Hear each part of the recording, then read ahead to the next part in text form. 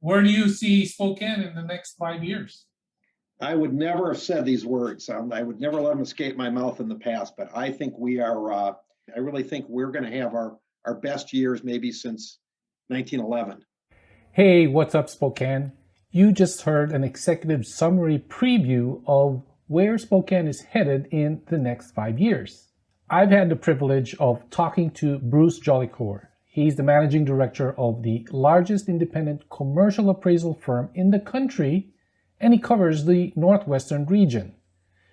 We discussed a lot of subjects related to commercial real estate opportunities, and that in and of itself will directly impact the employment situation in our town.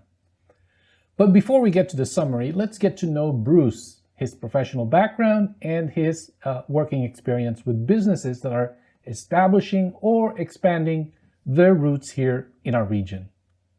So, Bruce, you are the managing director of Valbridge Properties? So we are a national company. We Okay. have offices all over the United States.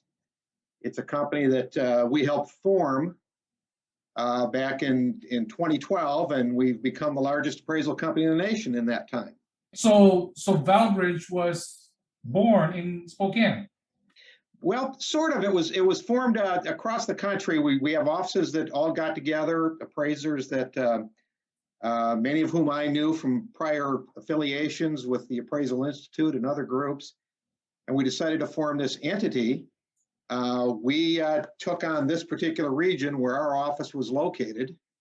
We now have offices here and in Tri-Cities, Coeur d'Alene, and in the Puget Sound area. Okay. That's just our office, but we have offices all the way from New York to Los Angeles and Florida to Seattle and all across the country. Wow. So our own individual offices, our region is Washington State, Montana, and Northern Idaho. Okay. And when was it started? Well, we started our meetings in 2012. We actually came out, if you will, as a company in, I think, 2015, March of 2015. And since that time, we are the largest independent appraisal company in the United States. We've grown to that. So That's awesome. All right. So why don't you tell us a little bit about yourself then?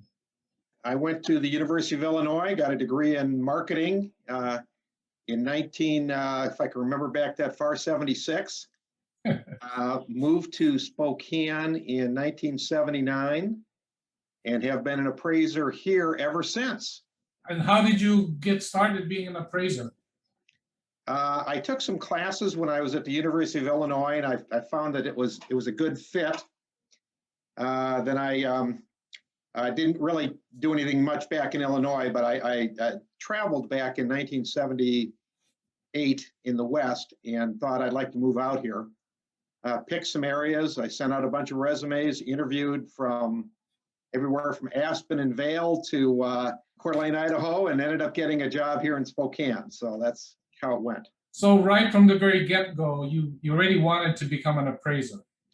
I did. I liked the independence of it. I liked the analytics of it. I liked the person-to-person aspect of it. So it fills a lot of places.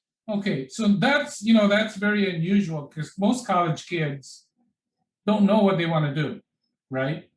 And but right then you already wanted. And how did you get to pick being an appraiser of all other professions? Do you have an inspiration?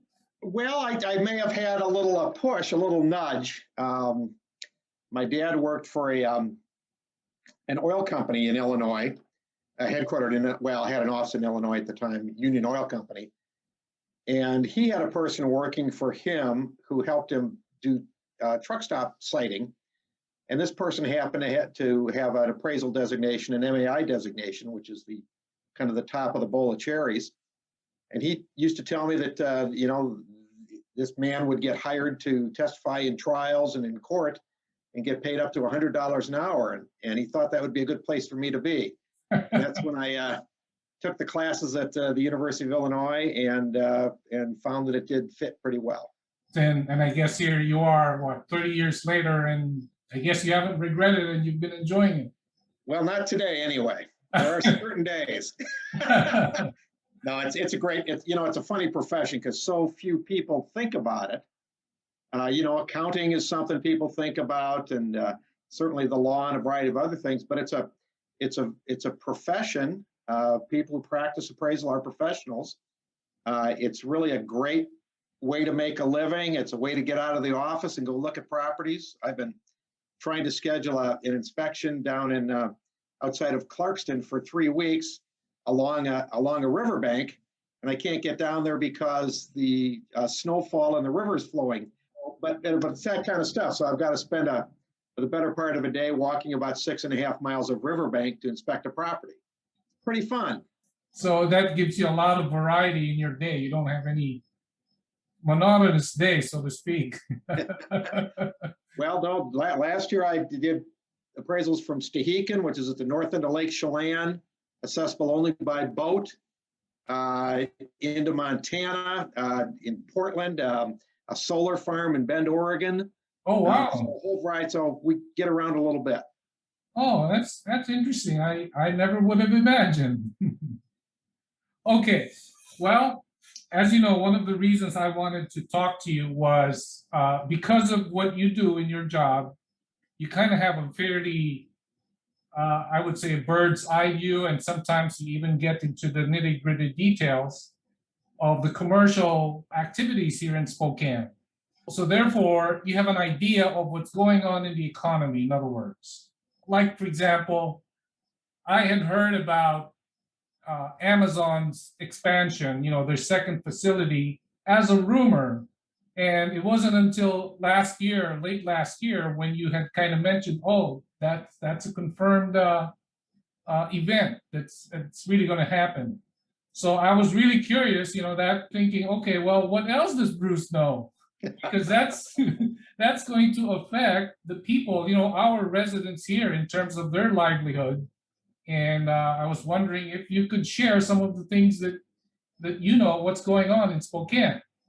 I would never have said these words. I would never let them escape my mouth in the past, but I think we are right in the crosshairs right now. I've never seen all the positive features aligned for Spokane the way they seem to right now. We've had a bad rap in Seattle and other places where, oh gosh, you're from Spokane, or I wouldn't go to Spokane for anything. And now we see the people from Seattle moving over here like crazy. So I think we're beginning I think the Cascade Curtain is starting to come down, if you will, a little bit. I think as long as we have still reasonably priced housing, even though it seems crazy to us, it's reasonably priced the way that Portland and Seattle is reasonably priced to people in San Francisco. Yeah. As long as we still have reasonably priced housing, we have good education, we have job opportunities, we have fun things to do. I'm a little worried about having to go pick up my rock in April so I can go fishing in June. So many people standing in the river. Yeah. But, it is a terrific place, and I really think we're going to have our best years maybe since 1911. When we grew exceptionally. But I think we're in for some very good years, very good growth. And if we handle it well, I think that sets us up for 100 years of greatness. So there you go. This video is an executive summary and introduction to the series of succeeding videos in this playlist about Spokane's 5-year economic outlook. In the next episode, Bruce talks about the businesses that are either moving in or expanding here in Spokane. If you're looking for employment or want to move up in your career, you don't want to miss this video. But it also applies to business owners who want to ride the wave of Spokane's rapid development. I'll see you in the next video.